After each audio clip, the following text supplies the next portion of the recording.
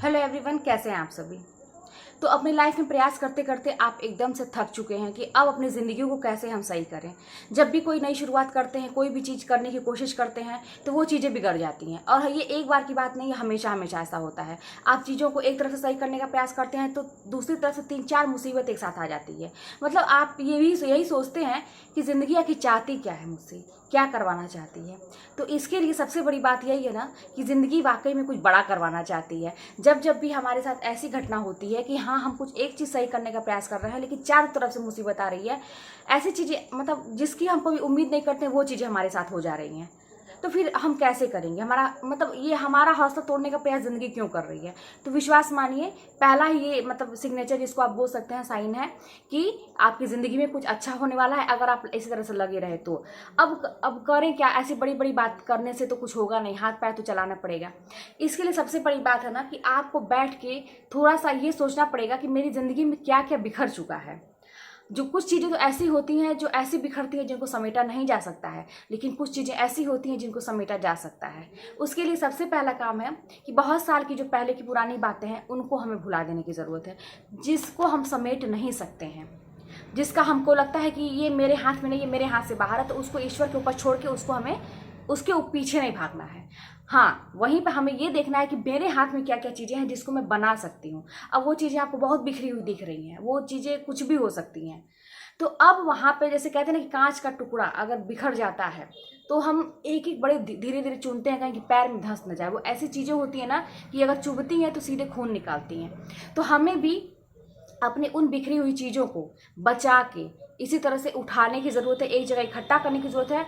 जो बहुत bad memories हैं उनको इसी तरह से इकट्ठा करने की ज़रूरत है और एक जगह फेंक देने की ज़रूरत है। जैसे हम कांच के टूटे हुए टुकड़े को इकट्ठा करते हैं, वो अगर मेरे साथ, हम लोग के साथ अगर वो रहेगा तो वो निश्चित ही निश्चित वो चुभेगा और वो नुकसान ही पहुंचाएगा, कहीं से कोई उसका फ़ायदा नहीं, उसको हम जोड़ नहीं सकते। तो कुछ ऐसी चीज़ें जो हमारे हाथ में नहीं है, तो कांच के टुकड़े की तरह उसको धीरे धीरे आप कोई भी ट्रिक अपनाइए, उसको इकट्ठा करिए और उसको फेंकिए, क्योंकि वो ज़रूरत नहीं है हमारे जीवन में। हाँ, लेकिन कुछ ऐसी चीज़ें हैं जिसको हमें लगता है कि हाँ, उन्हें इकट्ठा करके हम जोड़ सकते हैं। मान लीजिए कोई हमारी ऐसी अच्छी सी पिक्चर है ज़िंदगी की, वो निकल चुकी है, इधर से फट चुकी है, जिसको हम जोड़ के बना सकते हैं। तो फिर उसे जैसे मोतियों की माला कह सकते हैं। जैसे मान लीजिए मोतियाँ हैं, कीमती होती हैं, टूट के गिर चुकी हैं, तो उन्हें हमें उठा लेने की ज़रूरत है और फिर से माला पिरो लेने की ज़रूरत है। तो इसी तरह से लाइफ में हमें करने की ज़रूरत है। अगर बहुत कुछ खराब हो चुका है तो उन्हें हम नहीं इकट्ठा कर सकते, फेंकिए। लेकिन कुछ चीज़ें ऐसी हैं जिन्हें हम इकट्ठा करके अपना जीवन आगे शुरुआत कर सकते हैं।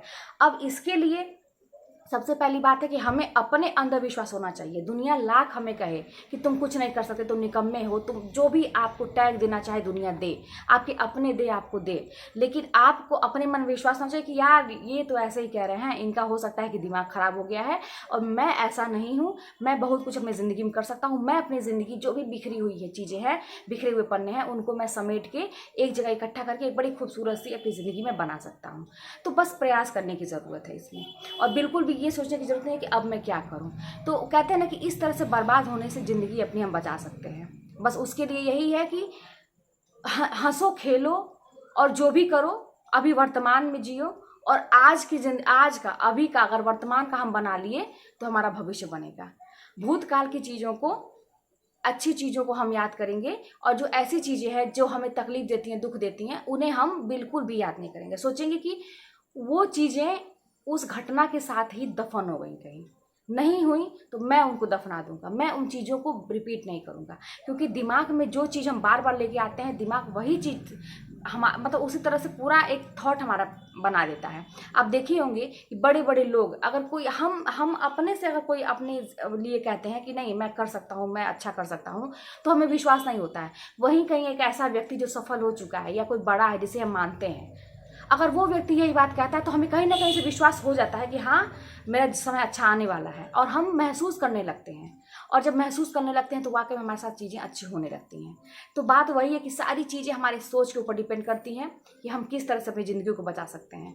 आप रोज़ महसूस करिए कि आज मैंने कल से कुछ बेहतर किया, और वाकई में करिए। जैसे कल का दिन जो भी था, लेकिन आज कुछ ऐसा नया करिए जो आपकी ज़िंदगी को कुछ बेहतर बनाता है, और उसे महसूस करिए कि मैंने किया, खुश हो जाइए।